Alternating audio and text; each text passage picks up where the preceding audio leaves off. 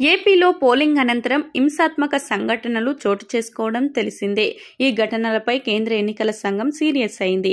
ఏపీలో అల్లర్లు ఎందుకు అదుపు చేయలేకపోయారని ప్రభుత్వ ప్రధాన కార్యదర్శి జవహర్ రెడ్డి, డీజీపీ హరీష్ కుమార్ గుప్తాలను ప్రశ్నించడం జరిగింది.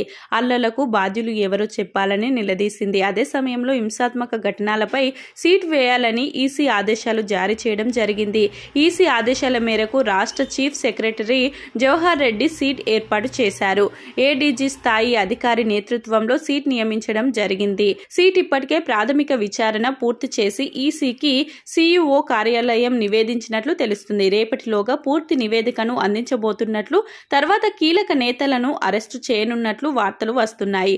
సీట్ నివేదిక వచ్చాక హింసాత్మక ఘటనలకు కొందరు అభ్యర్థులు కొమ్ము కాసినట్లు ఆరోపణలు ఎదుర్కొన్న ఉన్నతాధికారులపైన చర్యలు తీసుకునే అవకాశం ఉందట.